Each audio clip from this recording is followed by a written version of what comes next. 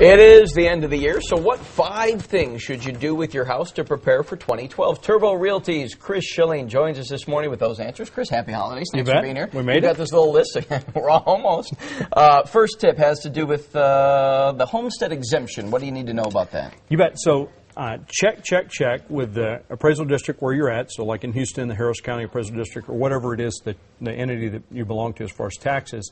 And make sure, one, that you have your homestead exemption if it is where your principal residence is.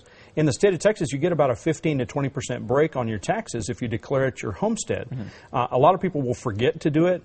The other thing is if you've bought your home during 2011, there's a lot of these companies that will send you, come on down and pay $25 and we'll help you. It's a free form. So just go onto the website, download the free form. It's a PDF, print it out, or ask your real estate agent for help. You can send it in after the first, and you get about 15–20%. We've seen record low interest rates in recent years, 3.94%, still hovered around. What's your advice about somebody who wants to refinance? It's amazing. So the misnomer is that people don't want to refinance because they're afraid that there's going to be a lot of money out of pocket. A lot of times the lenders will actually let you roll that into the cost of the loan. And still, ultimately, in the long term, you're going to pay for it. You're going to pay for it, but you pay for it over 30 years, sure. And so it's not as big a deal. But what's exciting about that is that if you're at 5 and you can go to 3.7, I saw one for 3.7 the other day, which is crazy low. You can end up saving a couple $100 on your mortgage, which is fabulous. How about property insurance? What can you do to lower your rates here? You bet. So one of the things that we forget about is that we just go with the guy that mom and dad had, and so you stay with the old company. And it came to light with a customer that we have right now. He was trying to buy a house, and his ratios, he didn't make enough money to qualify for the house that he wanted. So what we did was we got a different quote from a different company. He saved about 30%.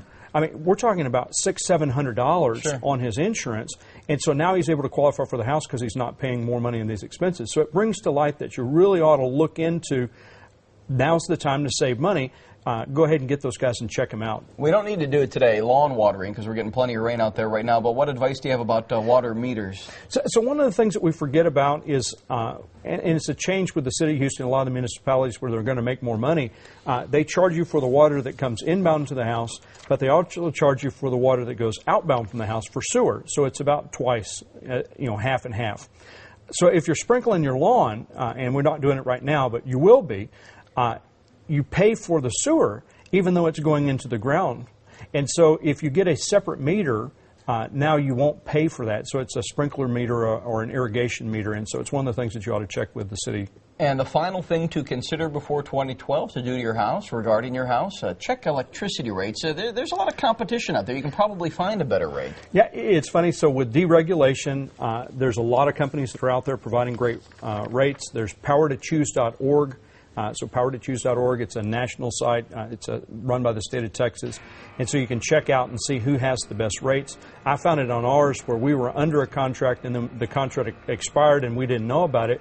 And so we're paying 30% more. So by doing that, we're going to save, $50–60 a month in electricity. And that's real money. Yeah, that goes a long way. Very good, Chris Schilling from Turbo Realty. Thanks for the time. Happy New Year. Likewise.